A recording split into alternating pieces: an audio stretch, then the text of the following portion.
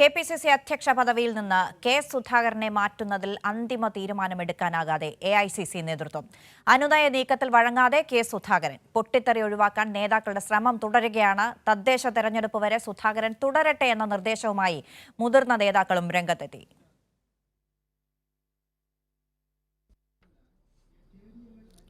K സുധാകരനെ KPCC അധ്യക്ഷ സ്ഥാനത്ത് നിന്ന് നീക്കി സമ്പൂർണ്ണ പുനഃസംഘടന വേണമെന്ന് ഒരു വിഭാഗം നേതാക്കൾ ആവശ്യപ്പെടുന്നുവെങ്കിലും എ.ഐ.സി.സി നേതൃത്വം ഇക്കാര്യത്തിൽ ആശയക്കുഴപ്പത്തിലാണ്.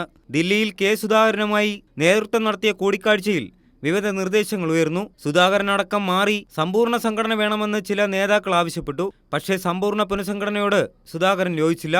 നിലവിൽ കെ.പി.സി.സിയിലുള്ള ഒഴിവുകൾ നികത്തണമെന്ന് സുധാകരൻ ആവശ്യപ്പെട്ടു. നേരത്തെ നൽകിയ പേരുകൾ പരിഗണിക്കണമെന്നും സുധാകരൻ ആവശ്യപ്പെട്ടു. പക്ഷേ ഇക്കാര്യത്തിൽ പലതരത്തിലുള്ള പരാതികൾ ഉണ്ടെന്നായിരുന്നു എ.ഐ.സി.സി നേതൃത്വത്തിന്റെ മറുപടി. തുടർന്ന് തദ്ദേശ തെരഞ്ഞെടുപ്പിൽ പാർട്ടിയെ സജ്ജമാക്കണമെന്ന നിലപാട് സുധാകരനെ എ.ഐ.സി.സി നേതൃത്വം അറിയിച്ചെന്നാണ് സൂചന.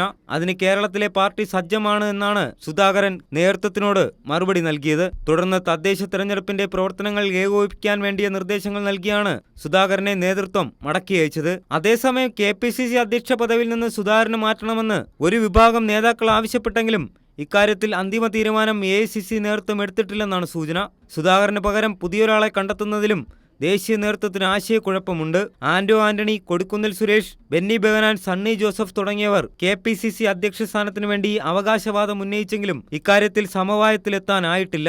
എന്നാൽ തെരഞ്ഞെടുപ്പ് അടുത്തുവരുന്ന പശ്ചാത്തലത്തിൽ തലപ്പത്ത് പൊളിച്ചെഴുത്തിന് മുതിർന്നാൽ തിരിച്ചടി നേരിടേണ്ടി വരുമെന്ന് പ്രവർത്തക സമിതി അംഗങ്ങളായ ശശി തരൂരും രമേശ് ചെന്നിത്തലയും ഹൈക്കമാൻഡ് നേതൃത്വത്തെ നിലപാട് അറിയിച്ചെന്നാണ് വിവരം. അതേസമയം ദില്ലിയിൽ നിന്ന് മടങ്ങിയെത്തിയ സുധാകരൻ തന്റെ അടുപ്പക്കാരായ നേതാക്കളുമായി കൂടിക്കാഴ്ച നടത്തി. തൽക്കാലം പദവിയിൽ തുടരുമെന്ന സൂചന തന്നെയാണ് സുധാകരൻ നേതാക്കളെ അറിയിച്ചത്. പൊടുന്നനെ ഒരു നേതൃമാറ്റമുണ്ടായാൽ സുധാകരൻ പൊട്ടിത്തെറിക്കുമെന്ന ആശങ്ക എ.ഐ.സി.സി നേതൃത്വത്തിനുമുണ്ട്. കൈരളി ന്യൂസ്, തിരുവനന്തപുരം.